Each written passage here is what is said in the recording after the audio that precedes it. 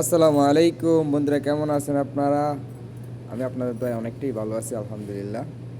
তো আজকে হচ্ছে যে সৌদি আরবে 26 রমজান। আজকে দেখাচ্ছি আপনাদেরকে হচ্ছে প্রচণ্ড পরিমাণে জ্বর হইতেছে। এখন বলবেন কিসের জ্বর? যে আপনাদেরকে দেখাই, এই দেখেন, খেয়াল করলে দেখবেন নিচে বালিগুলো কি পরিমাণ ঘুরতেছে, কীরকম ঘুরতেছে না বালিগুলা। আসলে ক্যামেরাতে অতটা দেখা যাইতেছে না। আর এই যদি গাছটার দিকে খেয়াল করেন, এই যে জ্বরটা দেখতে পারবেন।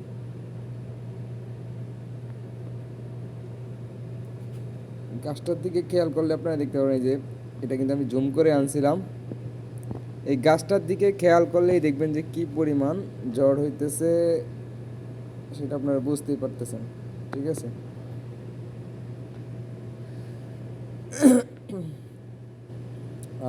মানে এমনিতে দেখা যায় না, তো আসলে এখানে প্রচণ্ড পরিমাণে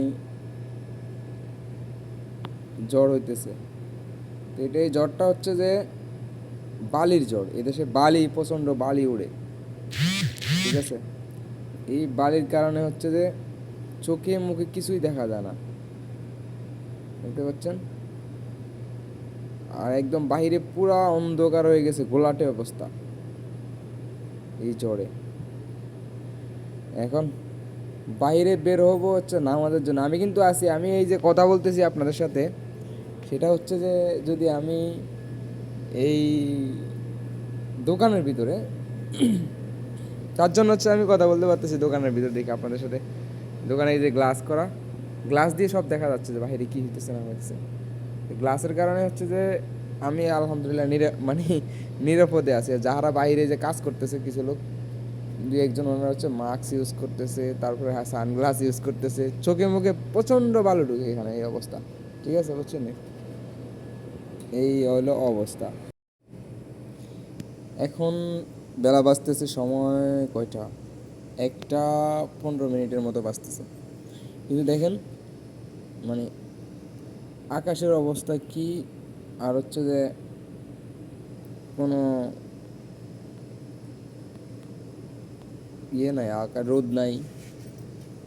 কিন্তু এখন বেলা 11টা, 1টা বাজে, এখনো পর্যন্ত কিন্তু আকাশে কোনো রোদ নাই, কিছুই নাই।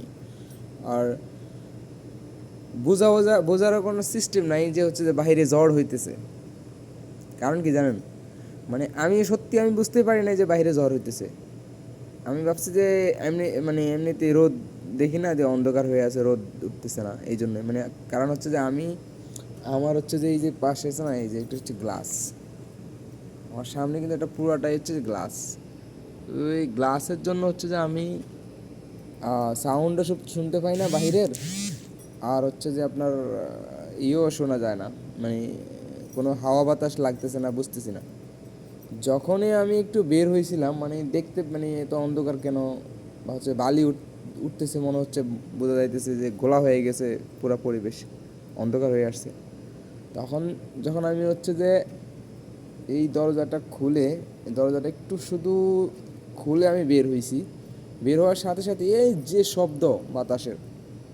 কিন্তু আসলে এই দেশের একটা জিনিস কি, সৌদি আরবে আপনারা জানেন যে গাছপালা নাই, গাছ খুব কম, গাছ নাই, সব খালি বিল্ডিং। তো যেখানে গাছ নেই সেখানে তো হচ্ছে যে বাতাস আসলেও ঝড় হইলেও বোঝার কোনো সিস্টেম নাই। যদি হচ্ছে যে ওই ঝড় দূর থেকে দেখে বোঝা যায় না। যদি গাছপালা থাকতো তাহলে হচ্ছে দেখেন এই যে গাছগুলো কী নড়তেছে। তার মানে এই গাছ থেকে মানে বোঝা যাইতেছে যে কী পরিমাণ বাতাস হচ্ছে, যে ঝড় হচ্ছে যে। ঠিক আছে, ছোট একটা গাছ, এটা কিন্তু অনেক বেশি বড় না, একদম ছোট গাছ। তারপরে চারপাশে দিয়ে বিল্ডিং, তারপরেও হচ্ছে যে এটা এইভাবে নড়তেছে। তার মানে কি বোঝেন, কঠিন বৃষ্টি, মানে কঠিন ঝড় হইতেছে। মানে বৃষ্টি নাই দেশে, কিন্তু বৃষ্টি হয় না, ঝড় হয়। আর এই ঝড় হইলে হচ্ছে যে অনেক কিছু রোডে ঘাটে গাড়ি টাড়ি একদম কম চলে।